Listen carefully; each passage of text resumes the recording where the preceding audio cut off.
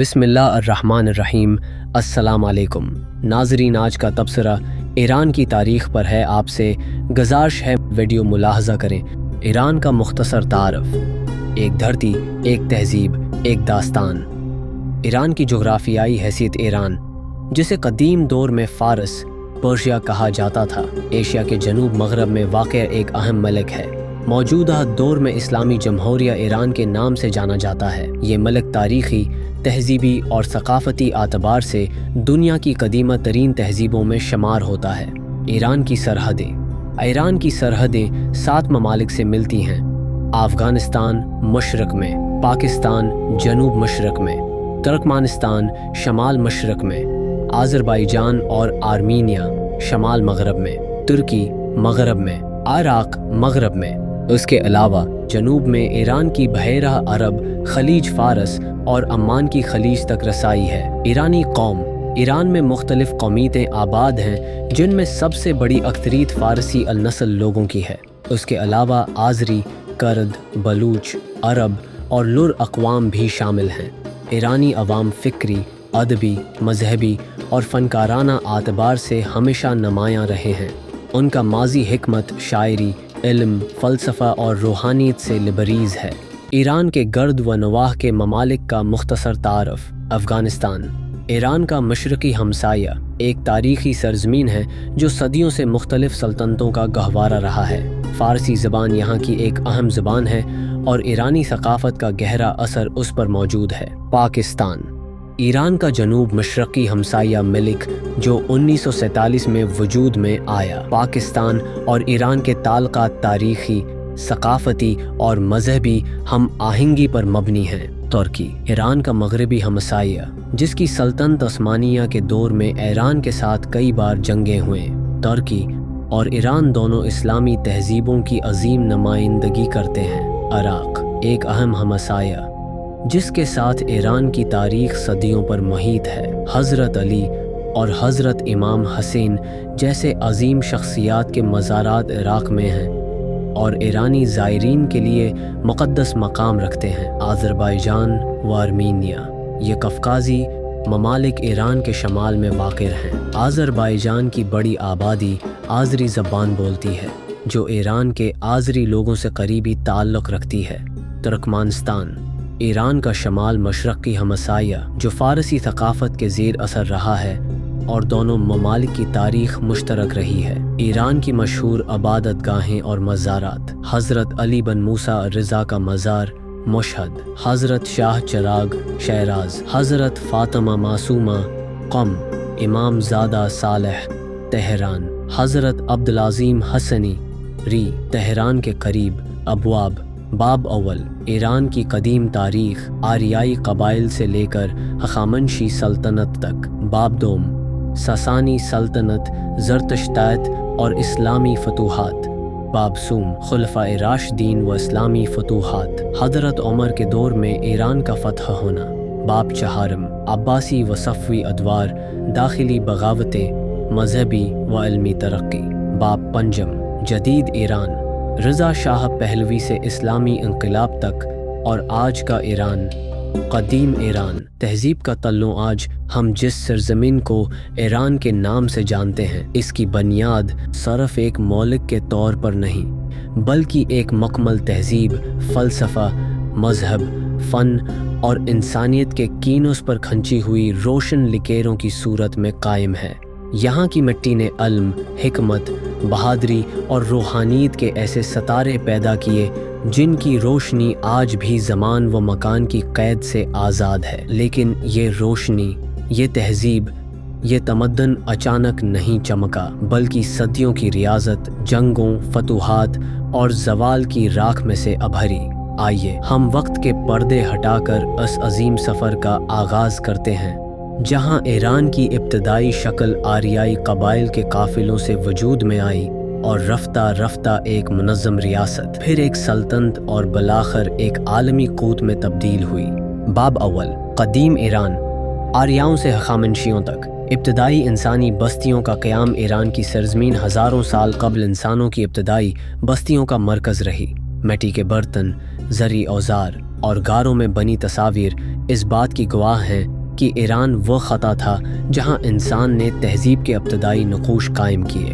قدیم ایران کو آثار قدیمہ کی زبان میں ایلام علم کے نام سے بھی یاد کیا جاتا ہے، جو کہ جنوب مغربی ایران کا ایک علاقہ تھا۔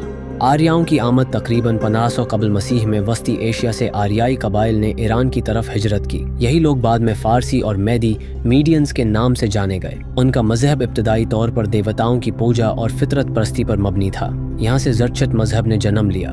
زرتشت اور مذہبی انقلاب زرتشت ایک انقلابی مذہبی پیشوا تھے جنہوں نے ایک خدا اہورامزدا کی عبادت کی دعوت دی۔ ان کی تعلیمات میں روشنی، نور اور اندھیرے، ظلمت کے درمیان جدوجہد کا تصور نمایاں ہے۔ یہی تعلیمات بعد میں ایرانی بادشاہوں کی روحانی بنیاد بنے۔ ہخامنشی سلطنت، پہلا ایرانی عروج 550 قبل مسیح، کوروش اعظم قبل مسیح میں کوروش اعظم نے ہخامنشی سلطنت کی بنیاد رکھی۔ وہ پہلا بادشاہ تھا جس نے ایرانی قبائل کو متحد کیا اور ایک منظم سلطنت قائم کی۔ اس نے میڈیا، لیدیا اور بابل جیسے بڑے علاقوں کو فتح کیا۔ کوروش کا انسانی حقوق کا چارٹر۔ کوروش اعظم کا ایک تاریخی کارنامہ اس کا سلنڈر ہے جسے دنیا کا پہلا انسانی حقوق کا منشور سمجھا جاتا ہے۔ دارا اول کوروش کے بعد دارا اول تخت پر آیا جس نے سلطنت کو مزید وسعت دی۔ اس نے انتظامی بنیادوں پر سلطنت کو سٹراپیز یعنی صوبوں میں تقسیم کیا۔ اس کے دور میں سڑکوں کا نظام، مالیاتی نظام اور شاہی قاصدوں کا جال بچھایا گیا۔ دارا کی تحریریں۔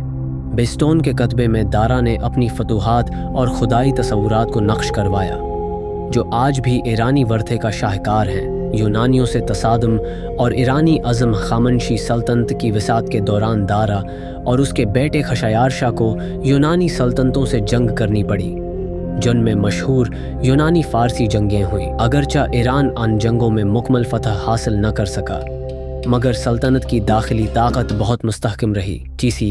سکندر اعظم کی یلغار 30 قبل مسیح۔ یونان سے تعلق رکھنے والے سکندر اعظم نے ہخامنشی سلطنت کے آخری بادشاہ دارا سوم کو شکست دی اور ایرانی دارالحکومت پرسپولس کو جلا دیا۔ یہ ایران کے پہلے بڑے زوال کی علامت تھا، مگر ایرانی تہذیب نے ہار نہ مانی۔ یونانیوں کے اثرات کو قبول کرتے ہوئے ایرانی ثقافت نے خود کو زندہ رکھا۔ اشکانی سلطنت۔ بحالی کا دور سکندر کے بعد جب اس کے جانشین ایران پر حکومت نہ کر سکے تو ایرانی قبائل نے خود کو منظم کیا اور اشکانی سلطنت کی بنیاد رکھی۔ یہ دور ایران کی یونانی اثر سے آزادی، زرتشتی مذہب کی بحالی اور رومیوں کے ساتھ سخت جنگوں کا دور تھا۔ ساسانی سلطنت۔ عظمت کا احیاء 224 عیسوی۔ ساسانی خاندان نے اشکانیوں کو ہٹا کر حکومت سنبھالی۔ ان کے دور میں ایران دوبارہ ایک عالمی سلطنت بنا۔ زرتشتی مذہب کو ریاستی مذہب کا درجہ ملا اور دارالحکومت تیسفون علم و فن کا مرکز بن گیا۔ بادشاہ اردشیر بابکان اور شاہپور اول نے سلطنت کو رومن سلطنت سے بھی بڑا کر دیا۔ تہذیبی پہلو ساسانی دور میں فارسی ادب، شاعری اور فلسفے کو جلا ملی۔ فن تعمیر میں آچکدے اور محلات تعمیر کیے گئے۔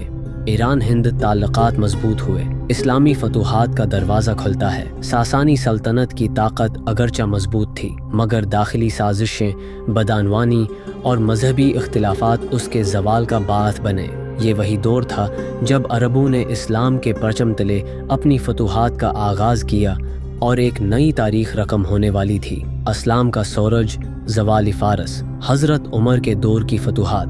جب ساسانی سلطنت اپنی طاقت کے عروج پر تھی، دنیا اس کی وسیع سلطنت، مضبوط فوج، آچ پرستی کے مندر، شاندار محلات اور علم و حکمت سے بھرپور درباروں کو رشک کی نگاہ سے دیکھتی تھی۔ مگر وقت کا پہیہ ایک نیا باب رقم کرنے کو تیار تھا۔ عرب کے ریگستانوں سے ایک ایسی آواز بلند ہوئی جو صرف ایک مذہب کی نہیں بلکہ ایک انقلاب کی نوید لے کر آئی۔ یہ باب اس تاریخی لمحے کی روداد ہے جب صحرائے عرب کے سیدھے سادے بادیہ نشین ایمان کی روشنی سے منور ہو کر فارس کی 1000 سالہ سلطنت کو زمین بوس کرنے نکلے۔ حضرت محمد صلی اللہ علیہ وآلہ وسلم کا زمانہ۔ ایران سے تعلقات نبی اکرم کے زمانے میں ایران براہ راست اسلامی ریاست کے ساتھ متصادم نہ تھا، مگر تعلقات کا آغاز ہوا۔ حضور پاک نے مختلف بادشاہوں کو اسلام کی دعوت پر مشتمل خطوط بھیجے۔ ان میں ایک خط خسرو پرویز ساسانی بادشاہ کو بھی بھیجا گیا۔ خط کا واقعہ۔ نبی اکرم نے حضرت عبداللہ بن حذافہ کو خط دے کر خسرو پرویز کے دربار میں بھیجا۔ خسرو پرویز نے گستاخی کرتے ہوئے خط کو چاک کر دیا۔ رسول پاک نے بد دعا دی، اے اللہ اس کا سلطنت پارا پارا کر دے۔ یہ بد دعا چند سال بعد پوری ہوئی جب خسرو پرویز کا بیٹا شیرویہ نے بغاوت کر کے اسے قتل کیا اور یوں ساسانی زوال کا آغاز ہوا۔ حضرت ابوبکر صدیق کا دور۔ فتوحات کا آغاز حضور پاک کے وصال کے بعد حضرت ابوبکر نے خلافت سنبھالی۔ ان کے دور میں زیادہ تر ارتداد اور جھوٹے نبیوں کے خلاف جنگیں ہوئیں، تاہم ایران کے ساتھ محاذ آرا ہونے کی بنیاد اسی دور میں رکھی گئی۔ عرب لشکروں نے عراق کے سرحدی علاقوں پر حملے کیے جو ایرانی سلطنت کے زیر اثر تھے۔ حضرت عمر کا دور۔ فتوحات ایران کی ابتدا۔ حضرت عمر فاروق کے دور خلافت کو اسلامی فتوحات کا سنہری دور کہا جاتا ہے۔ فارس۔ ایران کو فتح کرنا آسان نہ تھا۔ ایک منظم سلطنت، تربیت یافتہ افواج اور ہزاروں سال پر محیط حکمرانی کا غرور، مگر اللہ کے وعدے اور ایمان کی طاقت نے وہ کر دکھایا جو دنیا نے کبھی نہ سوچا تھا۔ قادسیہ کی جنگ، فتح کی پہلی بڑی چٹان۔ 14 ہجری 636 عیسوی مقام قادسیہ، موجودہ عراق۔ قیادت مسلم سپہ سالار سعد بن ابی وقاص ساسانی سپہ سالار۔ رستم فرخ ذات جنگ کا پس منظر۔ قادسیہ ایران کی مشرقی سرحد پر واقع اہم مقام تھا۔ یہ وہ موقع تھا جہاں عرب اور ایرانی لشکر آمنے سامنے آئے۔ مسلمانوں کی تعداد 30,000 اور ایرانی لشکر 1,00,000 سے زائد۔ جنگ کا منظرنامہ۔ رستم نے ہاتھیوں سے حملہ کیا تاکہ مسلمانوں کی صفیں ٹوٹ جائیں۔ حضرت سعد بیماری کے باعث قلعہ کی چھت سے جنگ کی قیادت کرتے رہے۔ حضرت قعقاع بن عمرو نے ہاتھیوں پر حملہ کر کے ان کو ہلاک کیا۔ بالآخر 4 دن کی شدید جنگ کے بعد رستم قتل ہوا اور ساسانی فوج شکست کھا گئی۔ یہ وہ فتح تھی جس نے ایرانی سلطنت کی کمر توڑ دی۔ جنگ نہاوند۔ فتح الفتوح سن 21 ہجری 642 عیسوی مقام۔ نہاوند، مغربی ایران۔ قیادت مسلم سپہ سالار نعمان بن مقرن ساسانی سپہ سالار۔ مختلف جنرلز۔ یہ آخری فیصلہ کن جنگ تھی۔ ایرانیوں نے اس جنگ کو زندگی کی آخری امید کے طور پر لڑا، مگر شکست ان کا مقدر بنی۔ نعمان بن مقرن شہید ہوئے، مگر ان کے بھائی نے پرچم سنبھال لیا اور لشکر کو فتح دلوائی۔ اس جنگ کے بعد ایرانی سلطنت عملاً ختم ہو گئی۔ صرف چھوٹے چھوٹے قلعے اور مزاحمتیں باقی رہ گئیں۔ زوال کے اسباب۔ ساسانی سلطنت کا زوال چند اہم داخلی اور خارجی عوامل کا نتیجہ تھا۔ بادشاہوں کی عیاشی اور آپسی قتل و غارت، زرتشتی پجاریوں کی کرپشن، عام عوام میں بیزاری اور غربت، اسلام کا عادلانہ نظام اور سادگی۔ ایرانی عوام اور اسلام۔ ایرانی عوام نے اسلامی لشکروں کی فتح کے بعد بہت جلد اسلام کو قبول کیا۔ نہ صرف انہوں نے اسلام قبول کیا بلکہ علم، فقہ، تفسیر، حدیث اور تصوف میں عظیم کارنامے سر انجام دیے۔ معروف ایرانی علماء: امام بخاری، حدیث کے امام ترمذی، امام فخر الدین رازی، شیخ سعدی، حافظ شیرازی۔